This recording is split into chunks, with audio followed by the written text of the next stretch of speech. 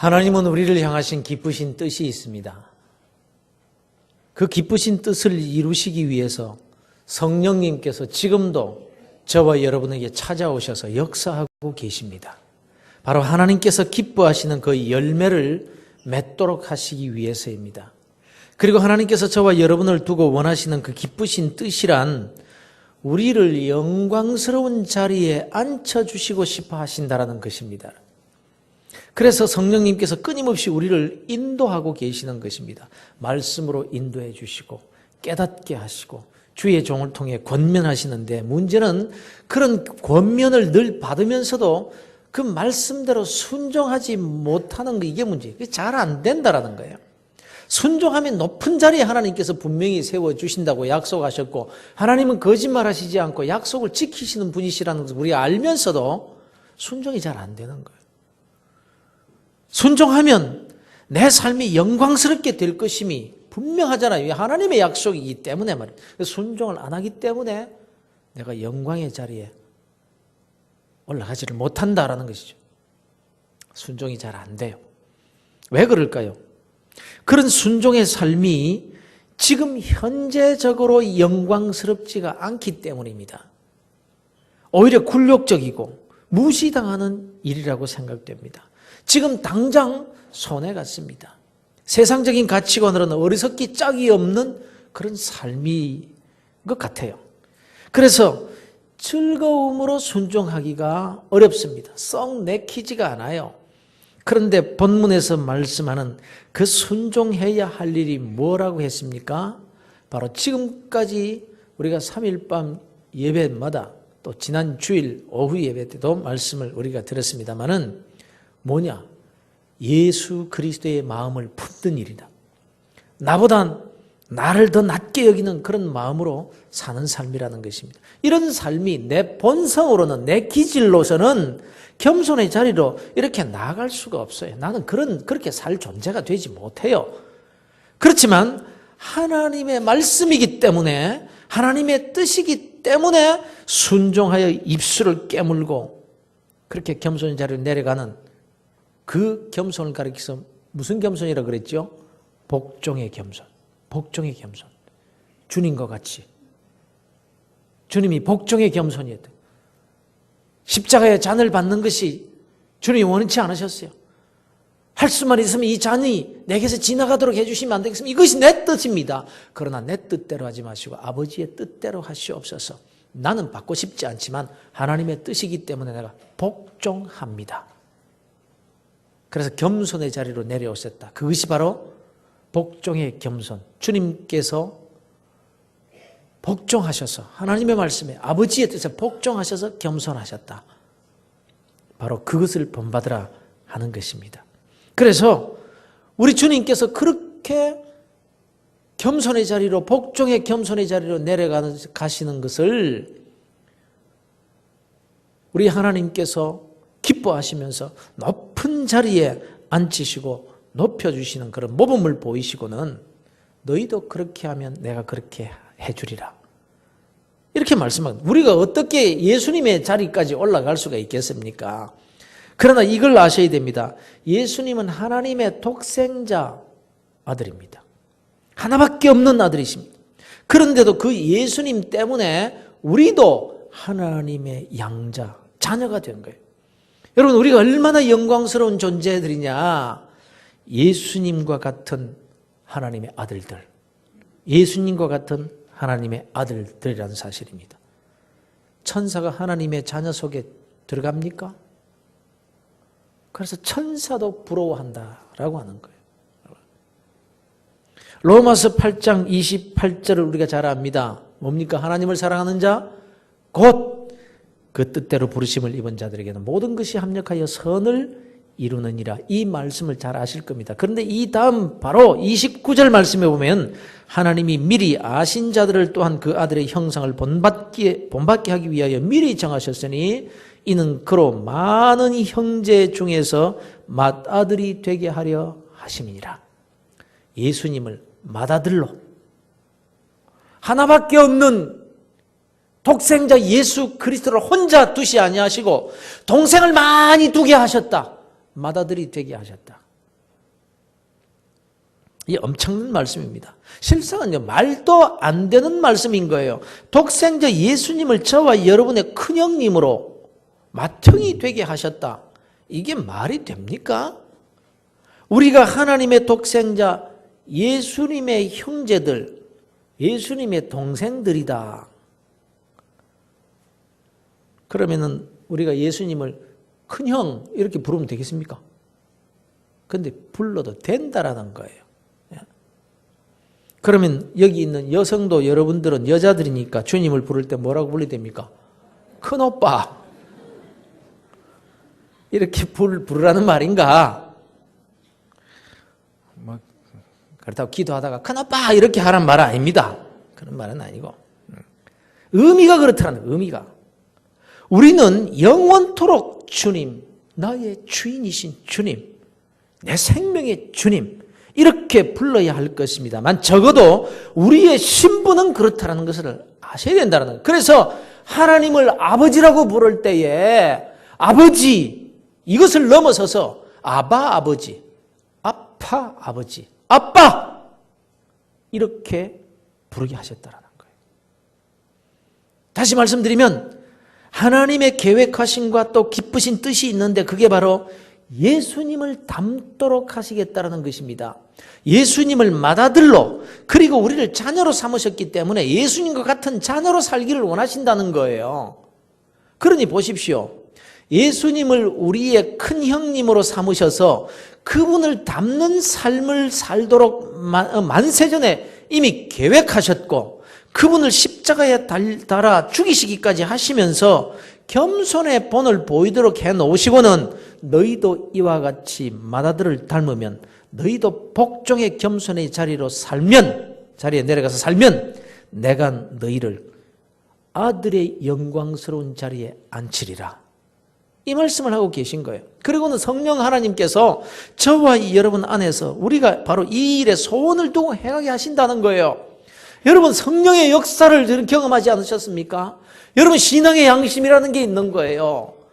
내가 이러면 안 되는데 말씀을 들을 때 그건 내가 해야 될 일인데 나보고 하는 말씀인데 이렇게 성령께서 내 속에 와서 역사를 하시지만 우리는 애써 외면합니다. 생각을 안 하려고 합니다. 성령의 감동을 거절하려고 합니다. 아닌가요? 끊임없이 성령님은 우리를 찾아오셔서 감동하십니다. 내가 해야 되는 거야. 너를 두고 하는 말이야. 내가 너를 찾아온 거야. 그래서 우리에게 소원을 두고 그 일을 행하게 하시는 분이 바로 성령 하나님이시다라고 말씀을 하시는. 그래서 오늘 이 시간 성령님께서 저와 여러분에게 이 소원을 품으라 이렇게 말씀하십니다. 이 일에 간절한 소원을 가지고 주여 겸손의 자리로 나아가게 해 주옵소서. 잘 안 됩니다. 내 자존심을 버리기가 너무너무 힘이 듭니다. 그러나 순종하도록 도와주세요. 이것이 우리의 소원이 되어야 된다는 거예요. 여러분. 돈 잘 벌게 해주세요. 문제 해결해 주세요. 합격하게 해주세요. 이런 소원만 가지지 말고 말입니다. 정말 성령께서 원하시는 우리의 소원이 무엇인가? 여러분의 소원을 다 가지고 있을 거예요. 그 소원이 무엇입니까? 정말 제일 되는 소원이 뭐냐라는 거예요. 성령님과 마음을 합하는 그런 소원 가지게 되시기를 주 예수 그리스도 이름으로 축원합니다.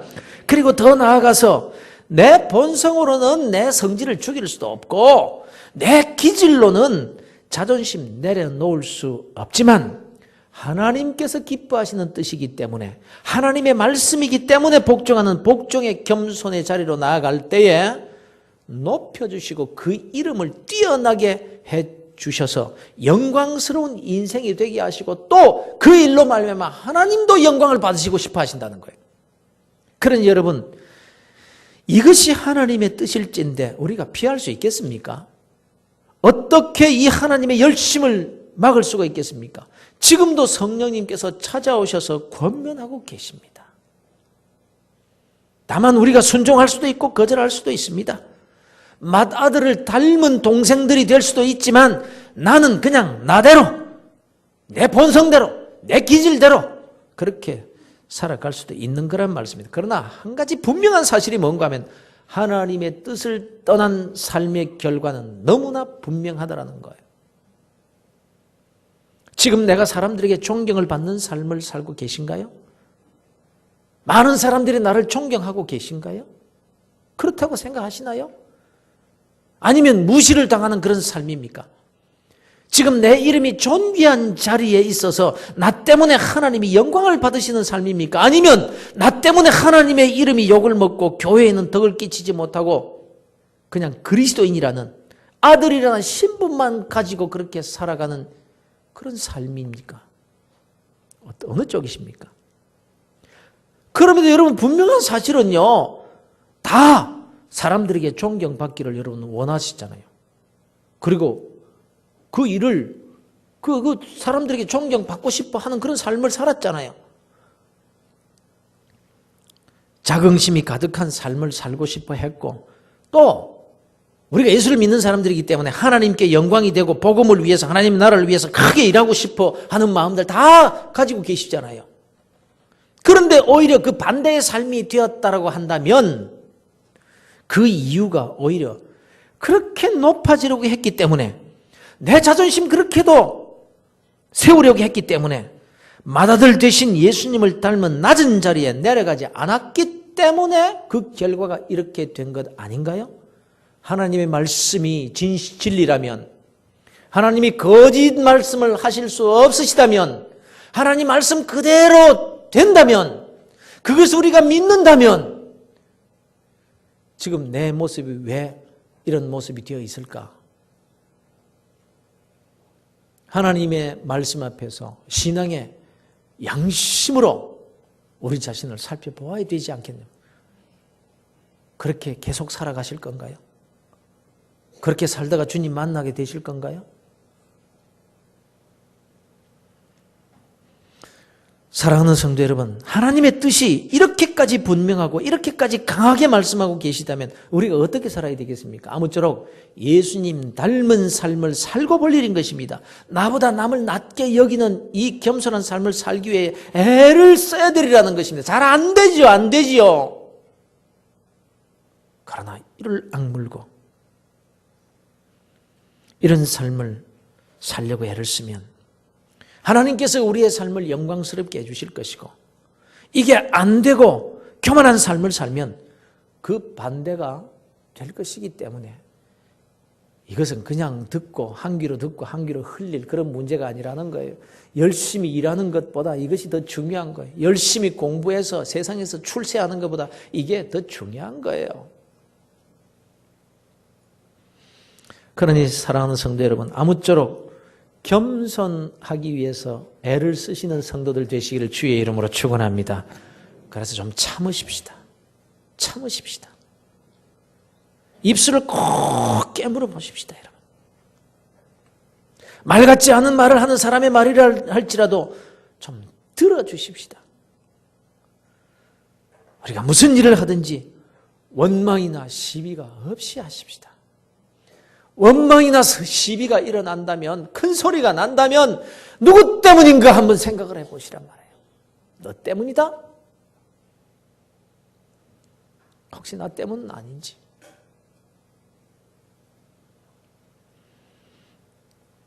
하나님이 겸손한 자에게 은혜를 베풀어 주신다고 약속하셨는데, 그 은혜가 무엇인지 구체적으로는 모르겠습니다만 분명한 것은 하나님께서 땅에서 높여주시겠다는 거예요. 이 높아지는 은혜는 사람마다 다를 수 있을 거예요. 어떤 자에게는 명예로 높여주실 것이고, 어떤 자에게는 사업을 통해서, 물질을 통해서, 어떤 자에게는 지식을 통해서, 또 어떤 자에게는 영적으로 높여주실 수도 있을 것입니다. 그래서 아무쪼록 세상적인 방법으로 잘 살아보려는 그 애쓰는 것 이상으로 맏아들 되신 예수님을 본받아 복종의 겸손의 자리로 나아가기 위해서 애를 쓸 수 있는 지혜로운 그리스도인들이 되시기를 주의 이름으로 축원합니다. 여러분, 다 이루고 성공했다고 할지라도 이게 안 되면요, 그만 와르르 무너져버리고 마는 것입니다. 세상에서 부끄러움을 당할 수밖에 없는 거예요. 내가 아무리 높은 자리에 올라가라고 해도 하나님이 허락지 않으시면 굴러 떨어지게 되는 거예요. 하나님이 거짓말 하시는 분이 아니신데, 하나님이 살아계신데, 그런데 성경은 이제 더 적극적으로 말씀하고 계십니다. 우리가 말씀에 순종할 때 싫지만 하나님의 말씀이니까 억지로도 순종하는 것이 축복임을 우리가 안다라고 할지라도 기쁨도 없이 억지로 나중에 뭐 복을 받을 망정 지금 행복하게 살지 못한다면 그것도 하나님의 뜻은 아니라는 것입니다. 하나님의 뜻은 항상 기뻐하라. 항상 기쁘게 사는 것이거든요. 사실 우리가 생각을 조금만 바꾸면요, 우리가 감사하면서 기쁨으로 순종 생활을 할 수가 있는 것입니다. 그래서 우리는 계속해서 말씀을 통해서 이 내 생각을 자꾸 바꾸는 신앙의 훈련이 필요한 것입니다. 그래서 습관적으로 왔다 갔다 하는 그런 신앙생활만 하시면 수십 년을 다녀도 성장하지 못합니다. 어린아이 수준에 머물러 있게 된다는 것입니다. 여러분. 하여간 여러분, 관록만 잔뜩 쌓여가지고 오히려 신앙이 아닌 것을 붙들고 신앙인 줄 알고 살다가 그 약속된 은혜와 축복은 놓쳐버릴 수가 있음을 우리가 잊지 말아야 되는 거예요. 생각의 훈련. 이거 잘해야 돼. 생각의 훈련. 생각의 훈련. 생각의 훈련. 생각의 훈련. 이래야 됩니까? 이래야 됩니까? 생각이 어디 있습니까? 여기 있습니까? 여기 있습니까? 여기 있습니까? 봤습니까? 여기 있는지 모르겠어요. 생각의 훈련을 좀 해야 돼. 생각의 훈련을. 그냥 왔다 갔다 하지 말고 우리가 생각할 수 있는 존재잖아요. 그것이 하나님의 인격을 닮았다라는 증거잖아요. 생각을 좀 해. 생각을.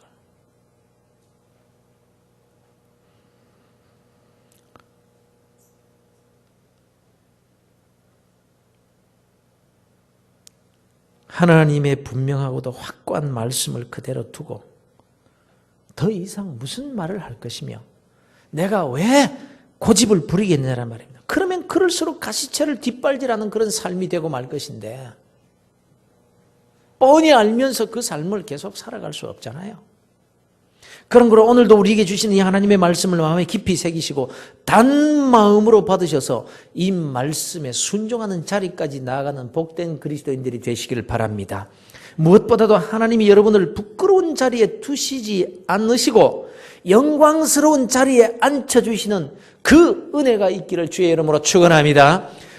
이렇게 하나님께서 우리를 향해 소원을 두고 행하게 하시는 일이 바로 예수님 닮아서 겸손하고 나보다 남을 낮게 여기는 삶을 사는 일인데 이렇게 살아야 될 이유가 단순히 복을 받기 위해서 영광스러운 자리에 앉기 위해서 부끄러운 자리로 떨어지지 않기 위해서만은 아니라는 사실입니다. 15절에서 이렇게 말씀하고 있습니다. 이는 너희가 흠이 없고 순전하여 어그러지고 거스르는 세대 가운데서 하나님의 흠 없는 자녀로 세상에서 그들 가운데 빛들로 나타내며 생명의 말씀을 밝혀 이렇게 말씀하고 있습니다. 오늘날 이 세대가 어떤 세대냐? 어그러진 세대라. 어그러진 세대. 또 거스르는 세대라고 합니다. 그러면 어그러지고 거스르는 세대. 이 낱말의 뜻을 살펴볼 필요가 없습니다. 왜냐하면 이 15절은 14절의 목적이 되는 구절이기 때문입니다. 무슨 말인가 하면 어그러지고 거스르는 세대의 특징이 뭐냐? 바로 원망과 시비가 가득한 세대. 그 말입니다. 그래서 너희는 모든 일을 원망과 시비가 없이 하라. 이렇게 말씀하시는 거예요. 바로 이런 어그러지고 거스르는 원망과 시비가 가득한 이 세상에서 하나님의 자녀들은 우리는 그들 가운데 어그러지고 거스르는 사람들이 가득한 그 사람들 가운데서 빛으로 나타나는 존재라는 것입니다. 그런데 여기에서 생각해 보아야 될 점이 있습니다. 이런 어그러지고 거스르는 세대에서 우리가 흠이 없고 순전해서 빛으로 나타나야 된다고 하는데 이게 가능한 일입니까? 어떻게 내가 흠이 없고 순전할 수가 있겠느냐는 말입니다. 또 빛으로 나타날 만큼 그렇게 우리가 내어놓을 만한 존재가 된다고 생각하십니까? 그런데 말이에요. 우리가 여기에서 실수를 많이 하는 겁니다. 하나님이 굉장히 싫어하시고 또 섭섭해하시는 부분이 바로 이 부분이에요. 자, 한번 생각해 보세요. 저와 여러분이 의인입니까? 죄인입니까? 100번, 1000번 죄인입니다. 그래서 우리는 날마다 하나님 앞에 나와서 이 죄인을 불쌍히 여겨 주옵소서, 이 죄인을 용서해 주시옵소서 이렇게 회개의 기도를 날마다 할 수밖에 없는 죄인들입니다. 그러나 우리가 이것으로 그치면 안 된다는 점도 우리가 잘 압니다. 죄인이지만 또한 예수 그리스도의 십자가와 보혈로 인해서 의인이 되었다라는 이 사실도 함께 고백해야 되는 것입니다. 그래서 하나님 앞에 나와서 죄 때문에 눈물만 흘리고 돌아가서는 안 되고, 내가 죄인임에도 불구하고 예수 그리스도 때문에, 그분의 십자가 때문에, 그분이 나의 죄값으로 흘리신 붉은 그 보혈의 피로 나는 죄 사함 받았고, 그래서 나는 의인이라는 이 확신, 이 자유함, 이것도 함께 가지고 돌아가셔야 된다는 것입니다. 사순절 기간, 고난 주간, 이러한 때 우리가 눈물만 흘려서는 되는 것이 아니라 그 예수 그리스도의 고난 때문에 우리가 어떻게 자유함을 받았는지, 내가 지금 어떤 신분이 되었는지 그것도 함께 고백하면서 눈물을 흘릴 망정 감격의 눈물이 되고 기쁨이 눈물이 되어서 그렇게 돌아가셔야 된다는 거예요. 그런 거로 오늘 이 본문의 말씀에 너희가 어그러지고 거스르는 세대 가운데서 흠이 없고 순전하게 빛들로 나타나라, 이렇게 말씀하실 때에 하나님이 나를 이렇게 인정해 주심에 여러분 감사하면서 자긍심을 또한 가져야 된다는 것입니다. 에베소서에 보면요, 우리 그리스도인들을 가리켜서 이렇게 말씀하고 있습니다. 너희가 전에는 어두움이더니 이제는 주 안에서 빛이라, 빛의 자녀들처럼 행하라, 이렇게 말씀하고 있습니다. 이 세상은 어두움인데 우리 그리스도인들은 빛이고 빛의 자녀들이라는 겁니다.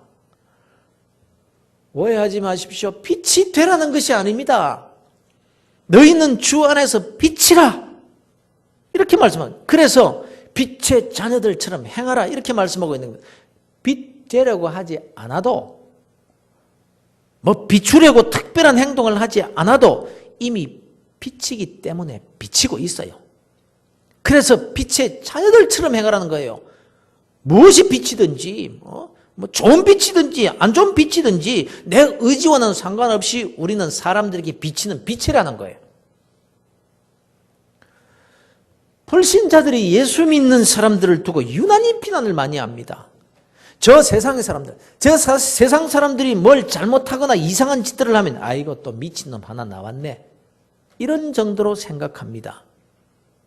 절에 다니는 사람이 뭐 이상한 짓을 했을 때 몹쓸 사람이다, 아이고 뭐 저런 인간이 다 있어, 이렇게 욕을 하긴 해도 그를 두고 절에 다닌다는 놈이 뭐 부처 믿는다는 사람이 어떻게 저런 짓을 해, 이러는 것 봤습니까? 절대로 그러지 않습니다.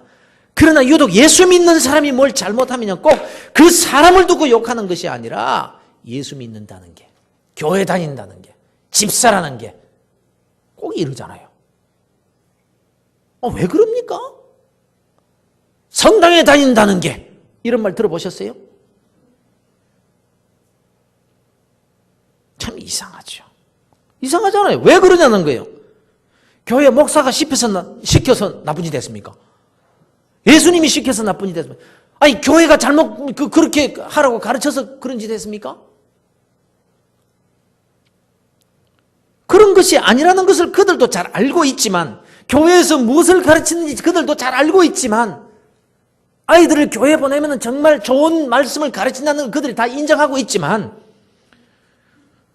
그래도 꼭 이상하게 예수 믿는 사람이 뭘 잘못하면 꼭 예수 믿는다는 게, 교회 다닌다는 게 이런다라는 거예요.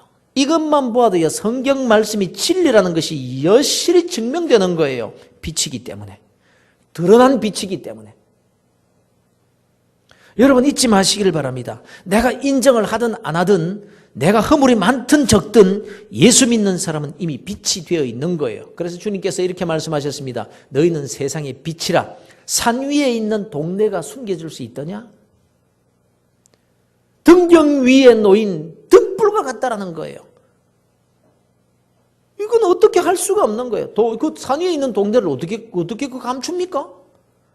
등경 위에 있는 그 등불을, 또 비치는 그 빛을 어떻게 할 수가 없어요. 말 아래에 있는 게 아니에요. 등경 위에 있는 등불이에요. 그래서 이런 신분을 가진 그리스도인이기 때문에, 그리스도인이 어둠 속에 가면, 어둠의 자리에 가면요, 어둠에 속한 사람들이 싫어하는 거예요. 가까이 가면 갈수록 자기들의 어둠이 밝혀지니까 피하고 숨든지 아니면 공격하는 겁니다. 가까이 오지 말라. 가까이 오지 말라. 빛이 밝으면 밝을수록 그 불을 끄려고 돌팔매질을 하게 되어 있는 것입니다. 그래서 보세요. 지금요, 뭐 구제한다, 어려움에 처한 사람들을 돕는 일, 북한을 돕는다, 탈북자들을 돕고 재난이 일어났을 때 돌아보는 일에 80% 이상, 거의 90% 이상을요, 다 그리스도인들 교회가 다 하고 있습니다. 그런데 언론에서 이런 교회에 그리스도인들이 하는, 교회가 하는 일은요, 거의 보도 안 합니다. 그런데 그렇게 그 선행, 그리스도인들의 아름다운 모습, 교회의 그 밝은 모습, 이거 자체가 딱 싫은 거예요. 그 빛이 그냥 아예 싫은 거예요. 그 빛이 자기 영혼을 비추기 때문에 그 빛을 자꾸 가리려고 하는 것입니다. 그 대신 자꾸 어두움을 끄집어내고 싶어 합니다. 그래서 조그만한 문제라도 생기면 대서특필을 하고 야단법석이 납니다. 왜요?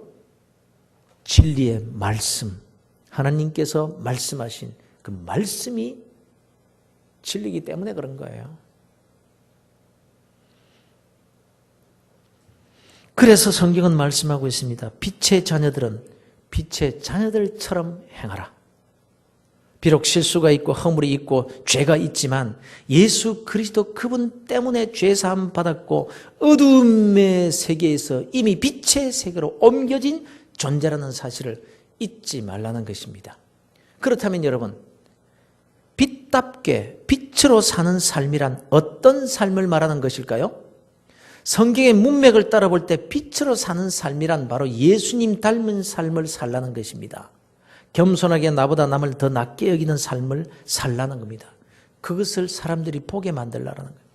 원망과 시비가 없이 살라는 거예요. 이것이 빛의 아들로 사는 방법이라는 거예요. 맏아들인 예수님을 닮으라는 것입니다.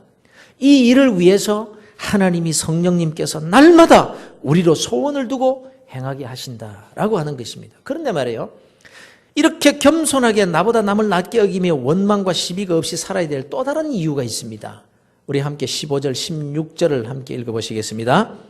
이는 너희가 흠이 없고 순전하여 어그러지고 거스르는 세대 가운데서 하나님의 흠 없는 자녀로 세상에서 그들 가운데 빛들로 나타내며 생명의 말씀을 밝혀 나의 다름질이 헛되지 아니하고 수고도 헛되지 아니하므로 그리스도의 날에 내가 자랑할 것이 있게 하려 함이라.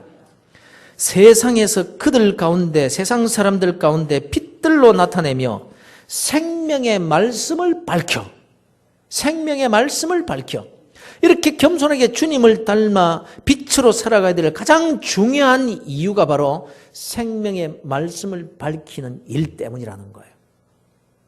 바로 복음 전하는 일을 위해서, 복음을 그냥 전하기만 하면 되는 것이 아니라 그 복음, 생명의 말씀을 밝히기 위해서 겸손의 자리로 내려가야 된다는 거예요. 나보다 남을 낮게 여기는 그런 빛된 삶을 살아야 복음이 전해진다는 거예요.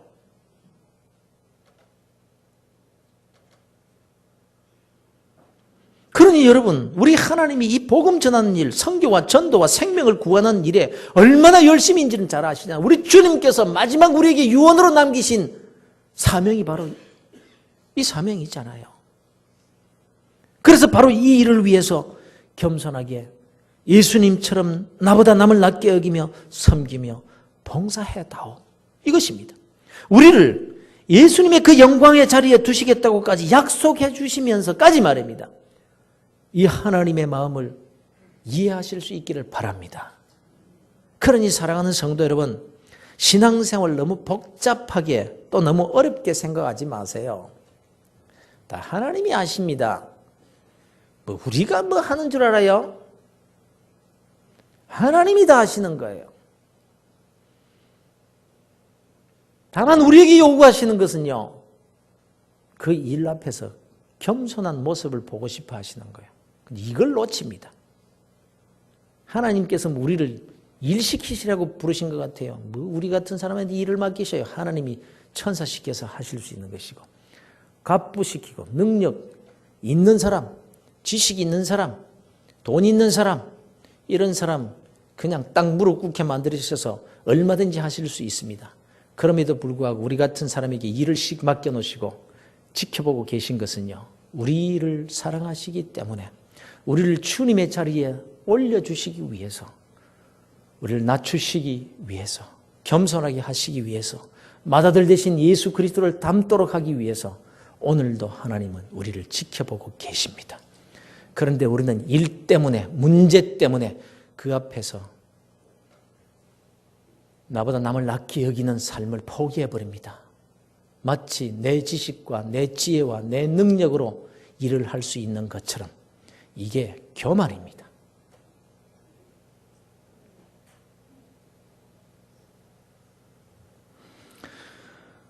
여러분, 너무 어렵게 생각하지 마세요. 하나님이 무엇을 기뻐하시고 하나님이 무엇을 좋아하시는가, 여기에 마음을 쓰시며 신앙생활을 하셔야 되는 거예요. 너무 어려워지려고도 하지 마시고요. 뭐 대단한 공을 세우려고도 하실 것 없습니다. 괜히 스스로 어렵게 살려고 하다가 뭐 대단한 일이라도 이루려고 하다가 교만해지기 쉽고, 이 복음을 위한 생명을 살리는 이 일을 함에 있어서도 자기 의를 세우려고 하다가 자기 고집 부리기가 쉽고요. 그래서 이토록 하나님이 소원을 두고 이루려고 하시는 그 일에 방해가 될 수도 있다는 거예요. 하나님의 목적은 예수님 닮도록 하기 위해서인데, 일이라는 것은 수단인데 목적은 우리가 예수님, 맏아들 되신 예수님 닮도록 하도록 하시기 위해서 오늘도 성령님께서 우리에게 오셔서 마음의 소원을 두고 행하게 하시는데, 우리는 목적과 수단을 바꾸어서 살아가고 있다는 거예요.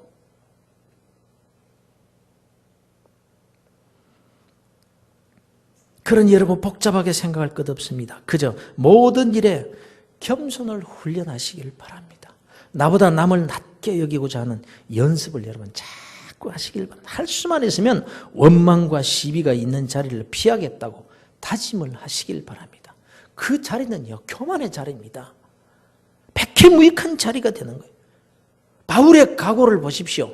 만일 너희 믿음의 재물과 섬김 위에 내가 나를 전제로 드릴지라도 나는 기뻐하고 너희 무리와 함께 기뻐하리니 이와 같이 너희도 나와 함께 기뻐해야 된다라고 말씀합니다.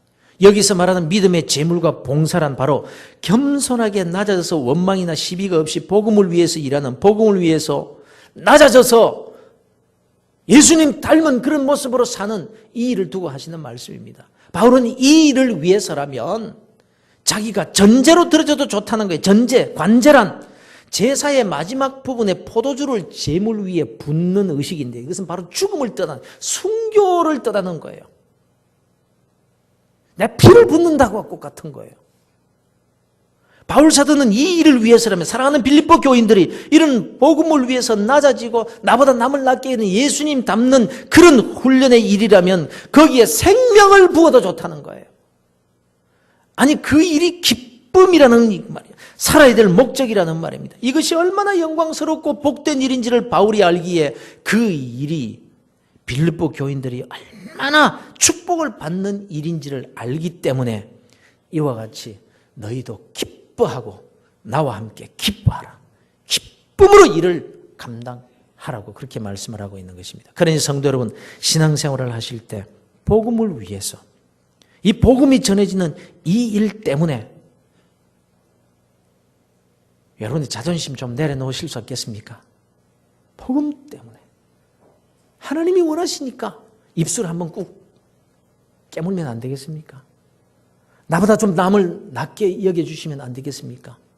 내 앞에 그 일이 너무너무 힘든 일이라서 천지개벽이 된다고 할지라도 하나님이 원하시는 일이라면 그 일보다 더 중요한 것이 내가 겸손의 자리로 내려가야 되는 그것이 하나님의 뜻이라면 그렇게 해보시지 않겠습니까?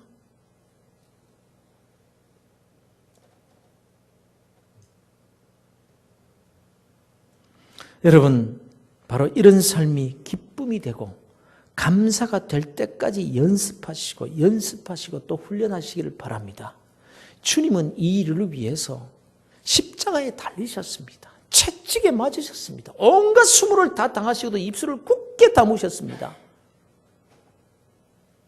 그 의로우신 분이, 그 죄 없으신 분이, 그 완전하신 분이 너희들도 나를 닮아다오. 하나님께서는 맏아들 되신 주님을 좀 닮았다오. 사랑하는 성도 여러분, 이것이 기쁨이 되고 감사가 될 때까지 연습하시고 훈련하는 성도들이 되어주시길 바랍니다. 그러면 하나님이 여러분을 높이 드실 것입니다. 이 어그러지고 거스르는 세대에서 여러분을 사용해 주실 것입니다. 기억하시길 바랍니다.